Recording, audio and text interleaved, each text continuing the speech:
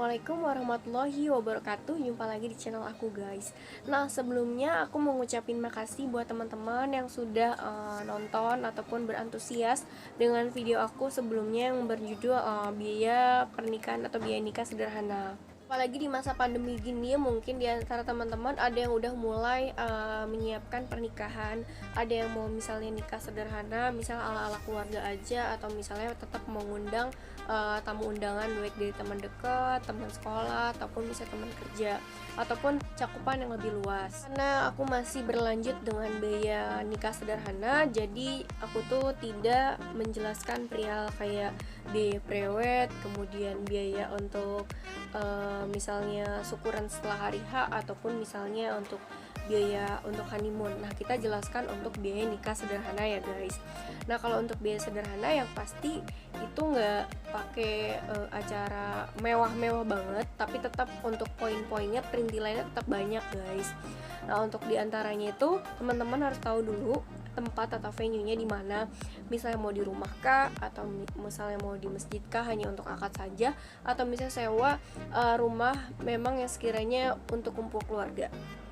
Itu poin pertama.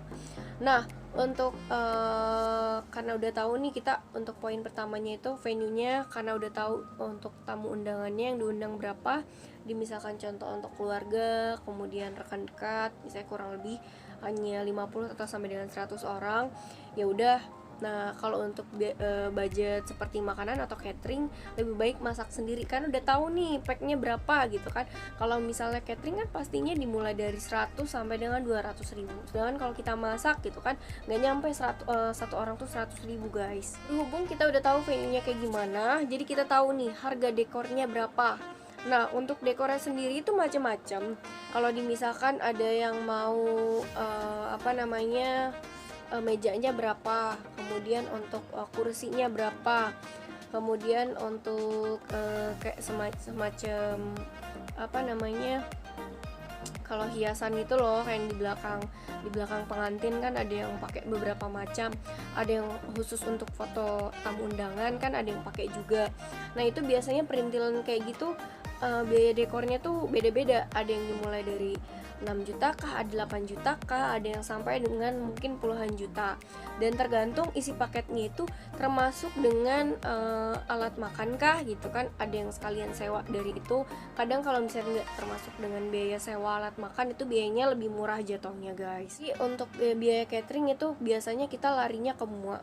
Nah kalau MUA sendiri itu cocok-cocokan sih, tergantung dari jenis make up yang biasa kita pakai gitu, dan juga kita memang acaranya besar-besaran apa enggak. Kadang kan ada yang keluarga yang harus didandanin, atau misalnya pagar ayunya berapa, pagar bagusnya berapa, dari keluarga mertuanya berapa gitu kan, jadi totalan berapa. Karena kalau misalnya paketan itu biasanya hanya keluarga inti, misalnya pengantin, kedua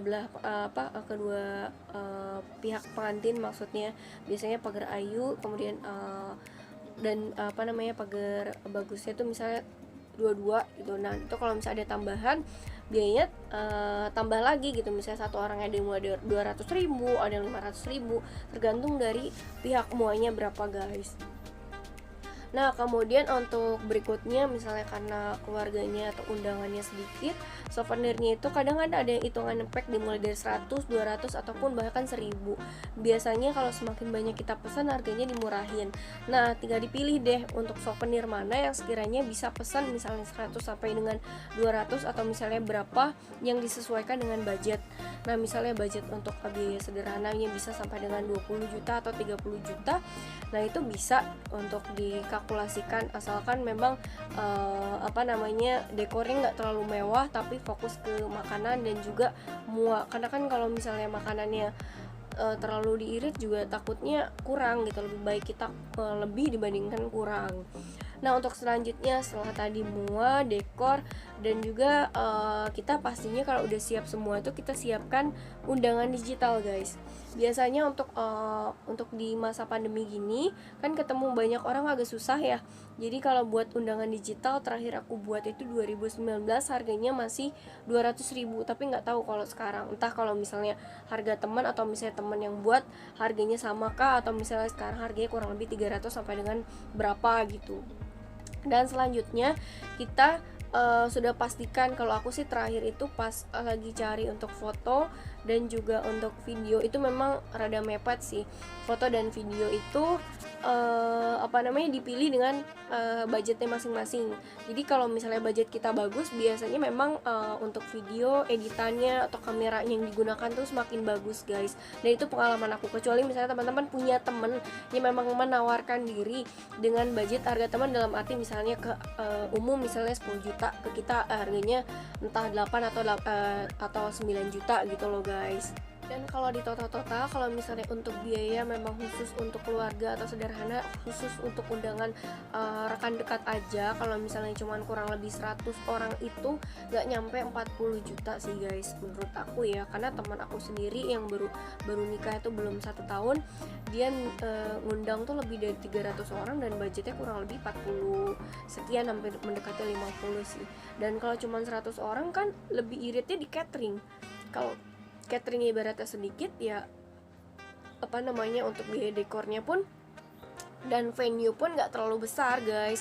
Misalnya dimulai dari beberapa bulan belakang, atau misalnya kedua belah pihak, dari pihak perempuan ataupun laki-laki mau patungan nih, kita udah tahu nih kita punya budgetnya sekian, berarti dimulai berapa bulan ke belakang, atau misalnya 1 tahun ke depan gitu. Kalau misalnya udah tahu, kalian udah punya tabungan dari sebelum perencanaan pernikahan, itu lebih bagus sih menurut aku. Jadi nggak terlalu kebebanin. Oh ya, tiba-tiba kan kita nggak tahu namanya jodoh, kalau misalnya 2 bulan atau misalnya 5 bulan kemudian itu kita tiba-tiba dilamar orang, dan kita tuh mendadak harus menabung ekstra, dan itu rasanya nggak enak. Ibaratnya kayak kaget itu, yakin gak yakin. Kalau misalnya kita menabung memang belum ada niat apapun, tapi kita udah punya saving uang, itu lebih aman sih jatuhnya. Jadi kayak punya dana simpanan, atau misalnya dana kebutuhan yang memang sekiranya mendadak. Nah, mungkin cukup sekian guys untuk tips atau misalnya pembahasan ulasan perihal biaya nikah sederhana yang aku bahas kali ini.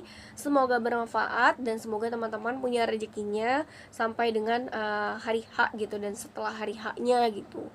Nah, terima kasih banyak yang sudah nonton. Sampai jumpa di video berikutnya.